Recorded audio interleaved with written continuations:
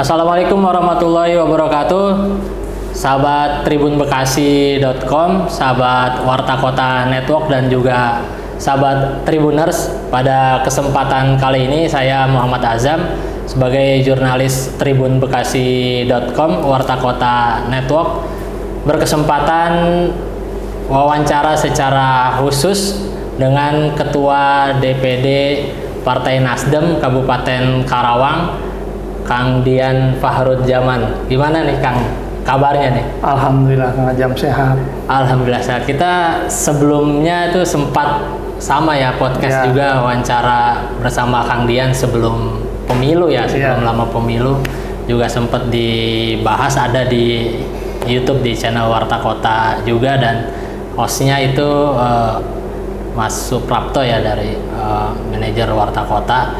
Nah ini sempat otomatis nanti akan kebahas juga itu ya, apa yang dibahas ketika sebelum pemilu sama sekarang ini yang pasca pemilu, yang memang sahabat Tribun Bekasi dan juga Warta Kota Network, Partai Nasdem di Kabupaten Karawang ini meraih 7 kursi DPRD Kabupaten Karawang pada Pileg 2024 atau pemilu 2024 ini. Dan ini tentunya kan nggak mudah ya, tahun pemilu sebelumnya itu dua kursi ya kan.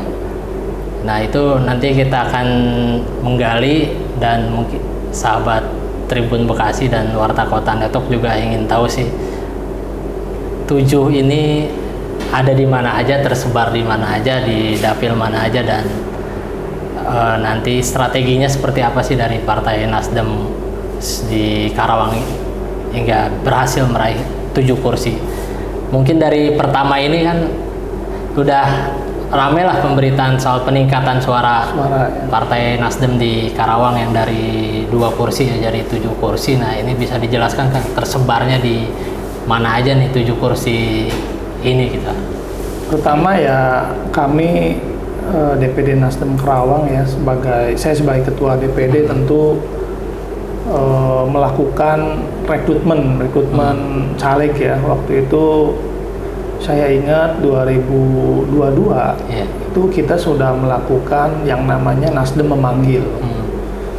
Jadi kami melakukan program Nasdem Memanggil untuk para bakal calon waktu itu kan, para bakal calon, dan kita tuh jauh sebelumnya itu sudah melakukan kegiatan-kegiatan yang memang sudah mempersiapkan untuk pencalonan di 2024. Nah setelah itu juga kami juga tentu 2019 kemarin yang memang itu menjadi pil pahit kami, yang kami mencoba merefleksikan diri, berkontemplasi, mengevaluasi diri apa sebenarnya kekurangan di 2019 ini agar 2024 itu tidak terjadi hal yang sama gitu kan.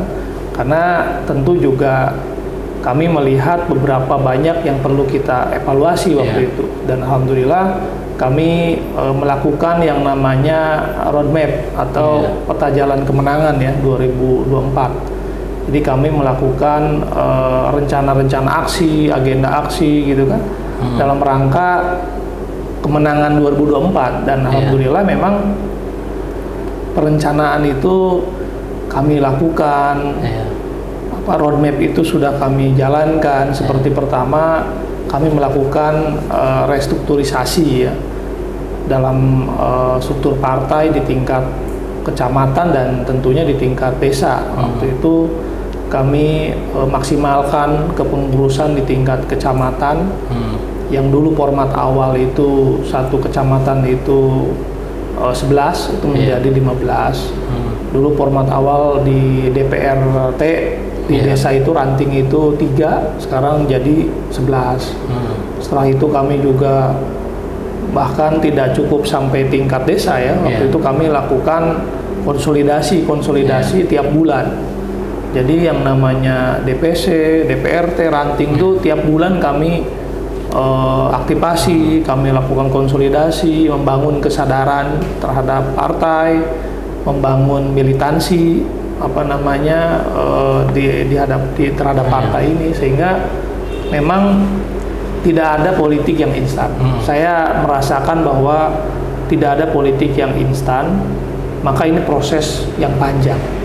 Proses yang panjang disertai dengan rencana dan beberapa strategi ya, yang memang setiap kali DPW juga memang setiap 6 bulan itu melakukan evaluasi kepada seluruh DPD ya, dengan melakukan survei. Saya ingat hampir 1 tahun itu 2 kali survei, dan itu di situ kelihatan bagaimana Nasdem tidak hanya Kerawang tapi 27 kabupaten posisinya di angka berapa, elektabilitas dan popularitasnya, partai ID-nya di angka berapa, sehingga survei-survei itu rutin, itu sebagai bentuk evaluasi kami sebagai DPD ya, apa saja yang perlu kita lakukan, di kecamatan mana saja yang dianggap Nasdemnya lemah, lalu isu-isu apa yang perlu kita sampaikan ke masyarakat, sehingga Nasdem ini bukan sebatas partai yang besar di atas ya, tapi juga harus bisa membumi, atau dalam kata lain kita lebih masyarakat lebih dekat, merasa dekat dengan partai Nasdem, mendalami, karena kami tidak mau nggak hanya di permukaan lah ya, nggak hanya di permukaan ya. Kalau dalam teori itu tidak seperti balon udara gitu kan, besarnya tapi kosong gitu kan di dalamnya, sehingga kami coba melakukan langkah-langkah yang memang kerja-kerja politik. Kalau kerja-kerja politik ini kan tidak seperti kerja-kerja pada umumnya ya. Jadi kerja-kerja politik ini sangat panjang dan tersistematis gitu kan, agenda-agendanya yang perlu kita sampaikan dan target-targetnya. Nah, itu berarti dilakukan pasca 2019 itu langsung udah mulai belajar dari apa tanda kutip tadi sebagai pahit lah katanya. Jadi dari 2019 kita belajar apa yang memang perlu kita lakukan. Dan saya melihat ada benang merahnya di situ ya. Memang perlu apa yang perlu kita perbaiki. Kami cepat perbaiki karena agenda politik 2024 bukan berarti 2023 baru bergerak. Nah, sekarang pun seperti agenda 2029 itu kan tetap mulai kita rancang dari sekarang. Karena buat kami tidak ada kesuksesan, keberhasilan tanpa perencanaan. Dan kami merasakan bahwa tanpa adanya gerak bersama pengurus dari tingkat kabupaten, kecamatan, dan desa, bahkan para simpatisan, relawan, kan ini semuanya bergerak. Jadi kami merasakan bahwa dukungan masyarakat kian hari terhadap partai itu kian besar. Karena kami mengusung tadi gerakan perubahan, lalu awal-awal itu yang tanpa mahar itu ya? Iya, tanpa mahar. Kami melakukan agenda yang tanpa mahar itu betul-betul kami lakukan, bukan hanya sebatas retorika ya. Kami bahkan sebelum ini ya, gerakan yang tanpa mahar itu sebelum pencapresan sebelum Anies Baswedan kan ya. Kami dari 2019 sampai sekarang ya 2024 Kang Ajam itu sama sekali tidak pernah memungut biaya, bahkan membebankan kepada caleg itu sejumlah biaya untuk pendaftaran. Kami cover semua, dari mulai biaya materai pun kami siapkan, dari mulai biaya tes kesehatan di RSUD waktu itu, lalu tes narkoba, lalu kita cover juga semua biaya tersampai biaya-biaya di pembuatan SKCK dan sebagainya. Jadi kami semuanya mengcover semua persyaratan-persyaratan yang memang menjadi persyaratan untuk caleg. Bahkan nomor urut pun kami tidak ada jual beli nomor urut kan gitu. Itu sesuai dengan perintah Ketua DPW gitu kan, Kang Saan Mustafa, bahwa tidak ada mahar politik itu sama sekali tidak kami lakukan, dan kami jaga itu dengan baik prinsip itu. Dan alhamdulillah hasilnya hari ini sangat signifikan ya buat kami Partai Nasdem. Kami juga berterima kasih banyak kepada seluruh masyarakat Kerawang yang memang sudah mempercayai Partai Nasdem menjadi partai yang bisa memperjuangkan kepentingan masyarakat ke depan. Dan saya merasakan bahwa ini adalah amanah. Ini adalah tanggung jawab besar. Amanah dan tanggung jawab besar yang perlu kita jaga amanah ini. Agar ke depan kita bisa mempertanggungjawabkannya kepada masyarakat Kerawang khususnya. Karena melalui anggota dewan yang terpilih hari ini, itu akan melakukan pertanggungjawaban secara moral maupun pertanggungjawaban secara politik terhadap masyarakat yang memilihnya. Agar Partai Nasdem ini tidak hanya partai yang 5 tahun sekali, tapi memang partai yang memang membumi, yang memang ada di hati masyarakat. Ketika masyarakat membutuhkan perjuangan-perjuangan, kami akan menjadi partai yang terdepan dalam memperjuangkan kepentingan masyarakat. Nah, itu kan tadi poin pertama lah ya, dari strategi kenapa itu bisa meraih 7 suara. Itu ada langkah atau berikutnya apa? Poin keduanya ini apa? Itu kan poin pertama itu berarti struktur ya, mulai dari tingkat kecamatan hingga desa ya, kelurahan diperkuat. Nah, poin keduanya apa untuk strategi berikutnya lah? Dalam kontestasi pemilu yang kemarin sudah kita hadapi, yang menjadi poin kedua itu kan juga caleg-caleg yang posisi caleg yang memiliki kompetensi dan memang mereka ini para pejuang, petarung ibaratnya, bahwa mereka selain juga memiliki kapabilitas mereka juga cukup untuk kita calonkan. Seperti misalnya punya modal sosial di masyarakatnya tinggi, bagus gitu kan. Terus juga modal politiknya juga dengan kita baik. Nah, terus juga mungkin modal ekonomi logistik juga gitu yang memang cukup gitu kan, sehingga kami lihat bahwa caleg-caleg ini punya peran penting juga dalam keberhasilan pemilu ya di 2024 hari ini. Kami melihat dulu kita bandingkan ya di 2019, nggak hanya pajangan doang lah gitu ya. Iya, 2019 itu kami susah mencari caleg gitu. Karena tingkat popularitas partai itu masih cenderung rendah. Sehingga untuk mencalonkan itu kita butuh. Iya. Kita jemput bola. Kita yang nyamperin gitu ya. Kita jemput bola, kita mencari, tracing orang. Kita melakukan upaya-upaya menjaring ya, bukan hanya menjaring tapi juga kita datang gitu kan, menawarkan.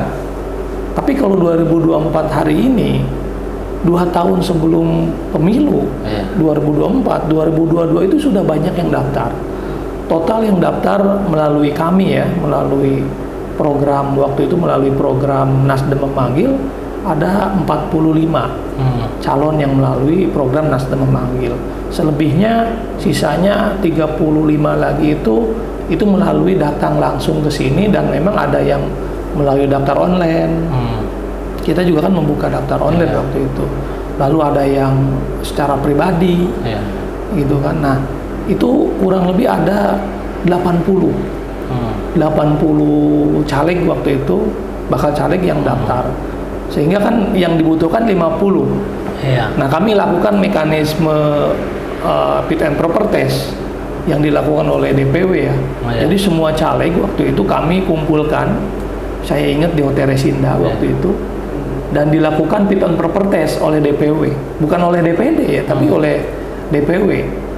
Karena DPW juga dalam hal ini melihat, ingin lebih dekat calonnya itu siapa. Jangan sampai nanti calon ini hanya menjadi formalitas kan gitu, hanya formalitas untuk dicalonkan tapi tidak memiliki kemampuan untuk bisa berkompetisi di pileg di 2024 kemarin ya. Nah, akhirnya dilakukan fit and proper test. Semua caleg gitu, tanpa terkecuali, bahkan saya pun ikut juga di fit and proper test ya. Nah, waktu itu di fit and proper test, lalu muncul misalnya daftar nama-nama caleg yang memang direkomendasikan untuk ditindaklanjut oleh DPD. Nah, kami tindak lanjut itu, bahkan ada yang beberapa yang tidak lolos. Nah, kami sampaikan bagi caleg yang tidak lolos, kami sampaikan secara objektif ya kepada mereka, karena ini mekanismenya kan ada fit and proper test dan sebagainya, dan ini tidak ada mahar sama sekali, tidak ada titipan misalnya ini harus ini, tidak ada gitu, semuanya murni secara objektif dilakukan melalui mekanisme partai. Nah, setelah itu ada yang tidak lolos kami sampaikan. Yang lolos kami sampaikan bahwa mereka lolos dan bersiap untuk melakukan sosialisasi.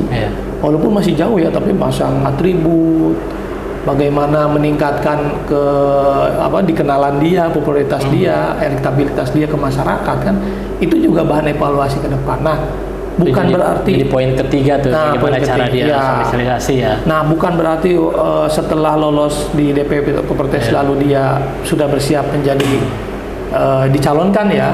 Itu tidak juga. Karena nanti ada evaluasi juga dari kami ya, DPD. Kami mengevaluasi setiap bakal caleg. Waktu itu kan caleg belum DCT ya waktu itu ya. DCS ya. Itu masih melakukan mereka sosialisasi. Kami coba mengawasi seluruh caleg yang bergerak di tiap dapil. Lalu kami juga hampir sering melakukan konsolidasi caleg dengan struktur partai digabung. Kami lihat ada beberapa caleg yang memang dianggap masih kurang.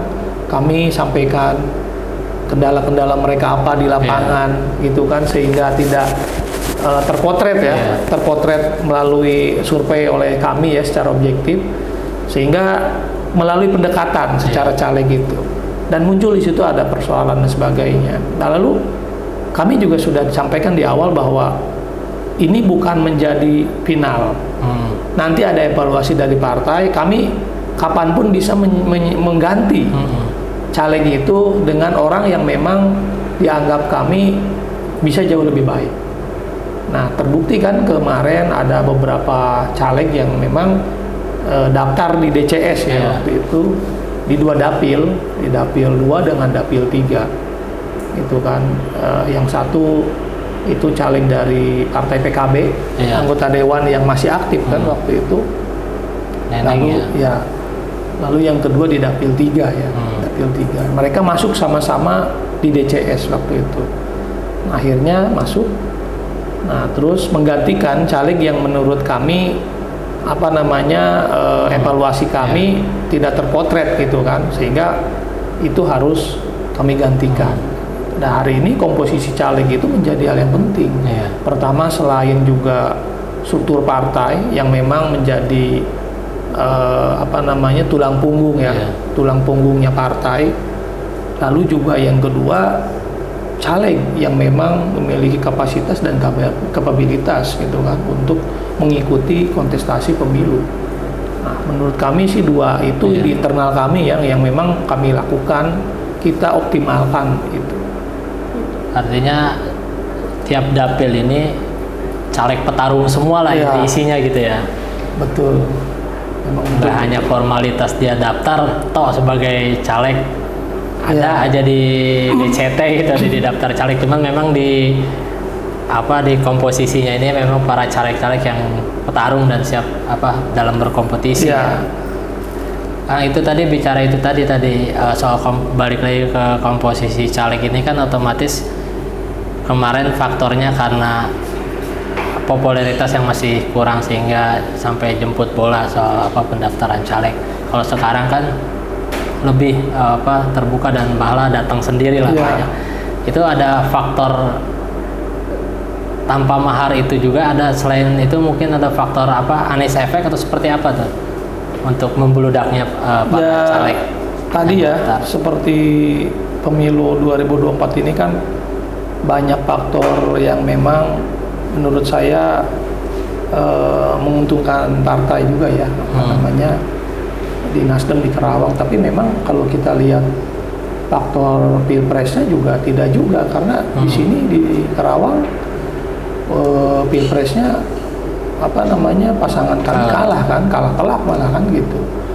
Jadi kalau kita lihat ini Partai Nasdem ini kan sudah hampir dikenal oleh masyarakat ya, tingkat popularitasnya itu cukup tinggi di Karawang ini, sehingga memang masyarakat sudah mengenal gitu kan, ditambah lagi dengan para kader-kader partai itu yang bergerak gitu kan di masyarakat, menunjukkan identitasnya, lalu tidak menjadi kader pasif ya, tapi juga menjadi kader aktif. Artinya dia mampu mengajak para saudaranya, keluarganya, tetangganya gitu kan untuk bergabung di dalam gerakan politik perubahan ini di Partai Nasdem. Nah, jadi memang apa namanya, menurut kami ya, melihat bahwa Partai Nasdem hari ini sudah dikenal oleh masyarakat, lalu juga tidak hanya dikenal tapi juga masyarakat merasakan ya kehadiran Partai Nasdem di tengah-tengah masyarakat, karena kami tidak pernah absen dalam melakukan agenda-agenda sapa warga gitu kan, bahkan hampir sering kami lakukan setiap bulan ya, apa namanya, menyapa masyarakat dengan terjun langsung, lalu agenda-agenda sosialnya juga kami terjun langsung ke masyarakat. Nah, ini mungkin dirasakan bahwa Partai Nasdem itu partai yang memang cukup populis itu kan di kalangan masyarakat. Nah, kami pertahankan itu ke depan, tentu juga bukan berarti apa namanya, hasil pemilu hari ini menjadi apa namanya, tujuan utama, tapi melainkan ini baru dimulai gitu kan. Kami akan lakukan optimalisasi kembali gitu kan, supaya agenda-agenda politik ke depan di Kabupaten Karawang ini tidak hanya menjadi, Nasdem hari ini tidak menjadi kekuatan politik ya, kekuatan politik baru ya di Karawang. Karena kalau kita lihat kan, kekuatan politik baru Karawang ini kan sedang menjadi pusat perhatian ya, misalnya di Karawang ini, karena dari 2 jadi 7 misalnya kan, bukan tanpa sebab, tapi juga tadi kami sampaikan proses-proses itu tadi ya, proses-prosesnya sangat panjang, proses-prosesnya sangat panjang, dan memang kerja-kerja politiknya tidak ada yang instan. Caleg-caleg kami yang memang kompetitif itu yang di setiap dapil, kayak di dapil 5 kami memperoleh suara 46.000. 46.000 itu menjadi 2 kursi. Di situ ada mantan Kadisdik Karawang, ada Pak Haji Asep Junaidi yang perolehan suaranya di Nasdem terbesar ya. Itu di angka 12.500-an. Sana juga ada Haji Erik gitu kan, apa namanya, anak muda yang pengusaha muda juga di sana. Jadi di dapil 5 ini menjadi dapil yang sangat prestisius ya, mendapat perolehan 2 kursi gitu. Dan kami juga sebenarnya memiliki potensi di dapil 6 gitu kan, untuk mendapatkan 2 kursi itu, tapi karena memang apa namanya belum maksimal, jadi kami juga tidak bisa menjadi kursi 2 kursi di dapil 6 itu. Itu tadi Ketua balik lagi ke soal pencapresan Anies Baswedan sebagai calon presiden dari Partai Nasdem. Memang kan mungkin nggak bisa dipungkiri efek itu ada, walaupun nggak sepenuhnya tadi dijelaskan kan, termasuk baik dari pendaftaran, peningkatan para caleg yang daftar, maupun mungkin dari segi suara ya, karena kalau emang bilangnya efek Anies sepenuhnya, banyak kok daerah lain yang hasilnya kurang maksimal, bahkan nol gitu kan, daerah lain di Jawa Barat gitu. Artinya kan nggak sepenuhnya Anies efek peningkatan suara apa di daerah gitu kan. Termasuk khususnya di Karawang ini yang 7 kursi, walaupun memang ada. Untuk itu yang 7 dapil, yang 7 kursi itu di dapil mana aja, berarti hampir setiap dapil ya? Di setiap dapil terisi ya. Dapil 1 di dapil kota ini itu kita peringkat ke-5 dari apa namanya 9 kursi ya. Kita kursi ke-5.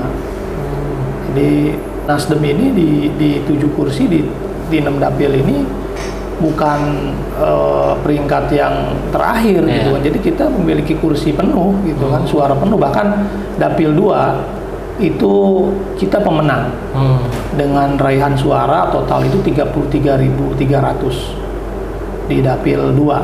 Jadi tiap gitu dapil ini bukan urutan terakhir lah bahasanya. Jauh, di dapil 2 kami pemenang. Bahkan itu 1 lebih 2 kurang gitu. Untuk dapat 2 kursi kita kurang. Tapi satu kelebihan gitu kan. Ada kursi sisa suaranya tidak jadi kursi. Tapi sisa suaranya sangat besar gitu kan, di angka 13 ribuan sisa suaranya. Sisa pembagi bilangan 3-nya gitu. Nah, lalu di dapil 3 kita dapat kursi juga dengan di situ peringkat ke-5 juga, keempat di situ dari 7 kursi. Jadi kita dapat peringkat kursinya ke-4. Lalu di dapil 4 gitu kan, kami juga dapat kursi ke-5 dari 7. Dapil 5 itu kita kursi pertama dengan jumlah suara 46.000. Jadi kita dapat suara pertama, kursi pertama dengan kursi ke-9. Jadi kursi pertama diraih oleh Pak Haji Asep Junaidi itu. Yang terakhir kursi ke-9-nya itu ke Haji Erik. Dapil 6 kita juga dapat kursi ke-4 dari 11. Mulyadi ya? Ya, dengan raihan oleh kakak Mulyadi ya gitu. Jadi memang 6 dapil ini kita ini di posisi yang sangat aman gitu. Kursi-kursinya bukan kursi terakhir gitu kan, bukan kursi kursi terakhir gitu. Sehingga kalau kita lihat ya hasil KPU kemarin itu kan kita dapat suara total 183.300. Jadi kalau kita lihat raihan suara atau electoral threshold-nya itu kita di peringkat kedua setelah Gerindra. Secara elektoral, secara suara itu suara partai itu kedua, ranking kedua suara partai itu kan setelah Gerindra, karena Gerindra kan 200.000 lebih ya, 200.000 lebih, dan Nasdemnya itu di angka 183.300, dan yang ketiga itu Demokrat. Kalau kursi kalah Demokrat. Kalau kursi kami kalah dengan Demokrat ya, karena 8 Demokrat. Kami 7, tapi suara dari segi suara itu kami ranking kedua, gitu kan. Itu yang memang kenapa bisa suara tinggi tapi tidak kursi 7. Nah itu, jadi di dapil-dapil yang gemuk suara kami itu tidak harusnya jadi 1,5 kursi ya. Kalau harusnya kan? 1,5 lebih itu ya, satu kursi lebih. Jadi ada di dapil 6 dengan dapil 2. Itu kan kami tidak dapat kursi di situ. Sementara suara di dapil 1 rankingnya ranking pertama, suara tertinggi 33.300. Jadi tidak bisa dapat kursi itu kan. Di dapil 6 juga sama. Satu kursinya lebihnya ada 13 ribuan lebih suaranya kan. Jadi tidak dapat kursi juga. Karena kursi terakhir di dapil 6 itu kalau tidak salah di angka 14.000. Itu 12 ya. Gitu kan. Jadi di angka 14 ribuan ya. Kami untuk itunya masih kurang gitu kan untuk dapat 2 kursinya. Sehingga kursinya kami 7 tapi raihan suara elektoralnya itu tinggi. Tuh ini kan kalau secara suara partai nomor 2 dan jumlah kursi nomor 3, artinya kan komposisi di DPRD Kabupaten Karawang ini kan megang wakil ketua ya. Insya Allah. Artinya apa sih yang ingin diberikan sama masyarakat, program apa yang akan dijalankan oleh para anggota Dewan dari Partai Nasdem, terlebih kan ada wakil ketua lah di situ ya. Ya tentu ini tadi yang saya sampaikan, ini adalah amanah. Ini adalah mandat dari masyarakat Karawang ya khususnya, yang memang harus kami jaga. Mandat ini dan amanah ini melalui anggota dewan yang memang sudah terpilih. Nah, ke depan dengan 7 kursi ini itu kami harus memastikan seluruh anggota dewan yang terpilih hari ini untuk bisa bergerak, menyampaikan, menyuarakan, membantu, bahkan tadi ada pertanggungjawaban moral dan pertanggungjawaban politik terhadap konstituennya di tiap dapil, sehingga masyarakat itu merasa memiliki anggota dewan. Jadi anggota dewan yang dia pilih kemarin, hal-hal yang dijanjikan pada saat kampanye harus ditunaikan gitu. Tentu juga janji-janji politik itu kan tentu menjadi hal yang harus dia realisasikan kan. Selain itu juga yang paling penting kan bahwa masyarakat merasa memiliki anggota dewannya. Karena penting buat kita, jangan sampai masyarakat ini memilih tapi tidak merasa memiliki. Memilih di dalam TPS, lalu setelah itu dia tidak merasa memiliki anggota dewan yang sudah dia pilih. Kenapa? Karena anggota dewannya tidak merasa memiliki masyarakat. Jadi sudah terpilih tidak mau turun ke masyarakat.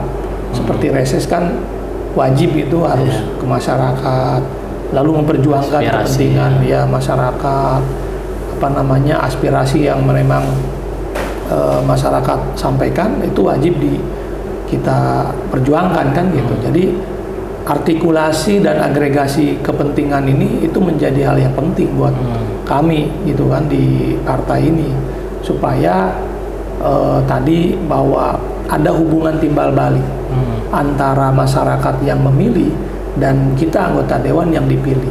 Karena tentu semua anggota dewan khususnya di Partai Nasdem itu kan terpilih jadinya itu karena mandat, karena pilihan masyarakat. Gitu kan. Nah, itu yang perlu kami sampaikan kepada anggota dewan yang hari ini terpilih. Saya sebagai ketua partai pun juga memiliki beban moral ya kepada masyarakat untuk anggota dewan yang hari ini terpilih di Partai Nasdem agar mereka bisa mempertanggungjawabkan konstituennya. Termasuk soal gerakan perubahan ini, terutama soal gerakan perubahan ini kan, itu jangan sampai tadi bahwa masyarakat tidak merasa memiliki anggota dewannya. Dan ini komitmen kami yang harus kami jaga gitu kan. Karena yang namanya mandat ini kan sewaktu-waktu bisa diambil oleh masyarakat, gitu kan. Ketika anggota dewannya tidak merasa mempertanggungjawabkan, gitu kan. Masyarakat merasa anggota dewan ini yang terpilih ini sudah kami pemilu kemarin aja beginilah, gantilah gitu. Jadi kan kalau kita lihat ada sebuah kegelisahan, keresahan. Kalau kami turun ke masyarakat ini kan sering mendengarkan keluhan masyarakat. Contoh misalnya, Pak, nanti sama nggak dengan anggota dewan yang sudah terpilih kemarin gitu kan? Janji doang katanya. Iya, banyak janji tapi tidak ada realisasi. Lalu ada juga yang menyampaikan mungkin kepada kami itu seperti sebuah tadi kegelisahan, takut mereka itu hanya diminta dukungannya tapi tidak diberikan bantuan secara diperjuangkan secara politik ke depan. Nah, saya rasa ini tugas kami ke depan untuk bisa merealisasikan, lalu juga lebih dekat lagi dengan masyarakat gitu. Sehingga masyarakat juga merasa ada sebuah keterwakilan. Jadi dia itu di bilik suara tidak hanya memilih calon, tapi juga ke depan itu merasa diperjuangkan, gitu kan. Terutama oleh Partai Nasdem ini. Siap. Tua, ini cukup nggak kerasa hampir 30 menit 30 menit lebih nih. Memang itu tadi hal-hal yang disampaikan mulai dari proses yang panjang hingga akhirnya Partai Nasdem di Karawang ini meraih 7 kursi dari sebelumnya 2 kursi. Terakhir Ketua, sebagai penutup bisa disampaikan ke sahabat Tribun Bekasi dan juga Warta Kota Network untuk Partai Nasdem di Karawang ini seperti apa, khususnya para anggota dewan yang duduk di DPRD. Terima kasih banyak ini khususnya Warta Kota yang senantiasa selalu mendampingi kami nih. Ini Warta Kota ini, Kang Ajam ini hampir tiap hari berkomunikasi dengan kami, dan bahkan sudah 5 tahun ya kami bermitra gitu kan. Dan ini tentu juga saya ucapkan terima kasih banyak kepada seluruh masyarakat, seluruh simpatisan, relawan, struktur partai yang memang sudah bekerja secara maksimal, kerja-kerja politik di masyarakat khususnya di Kabupaten Karawang. Dan ini juga tentu menjadi tugas kami di Partai Nasdem ke depan, harus bisa memperjuangkan kepentingan masyarakat khususnya di Kabupaten Karawang. Dan kami juga akan menghimbau kepada seluruh anggota dewan yang terpilih di pemilu kemarin itu untuk mau mempertanggungjawabkan secara politik dan secara moral kepada konstituennya, sehingga Partai Nasdem ini tidak hanya menjadi partai yang memang pemenang kedua di Kabupaten Karawang, tapi juga partai yang merasa dimiliki oleh masyarakat karena anggota dewannya lahir dari masyarakat, dan mereka juga merasa memiliki anggota dewan yang sudah terpilih hari ini. Dan tentu juga ini pencapaian besar ini tidak terlepas dari perjuangan seluruh masyarakat yang sudah mempercayai Partai Nasdem. Dan amanah serta mandat ini akan kami jaga senantiasa ke depan, dan kami juga akan terus berupaya melakukan kerja-kerja politik untuk masyarakat, mengartikulasikan, mengagregasikan kepentingan seluruh masyarakat sehingga terjalin hubungan yang baik antara Partai Nasdem dengan para konstituennya yang sudah memilih Partai Nasdem. Terima kasih banyak Kang Ajam ya, ini dan semua kru-kru. Kita juga ucapin terima kasih atas waktunya ya, dengan berkesempatan wawancara dengan Ketua DPD Nasdem Kabupaten Karawang. Nanti tentu ada episode berikutnya dengan ruangan berbeda, mungkin nanti udah di gedung Dewan. Baik, sahabat tribunbekasi.com dan juga sahabat Warta Kota Network dan Tribuners, itu tadi wawancara eksklusif kita bersama Ketua DPD Partai Nasdem Kabupaten Karawang, Kang Dian Fahrudzaman. Terima kasih. Assalamualaikum warahmatullahi wabarakatuh. Waalaikumsalam warahmatullahi wabarakatuh. Jangan lupa subscribe ya.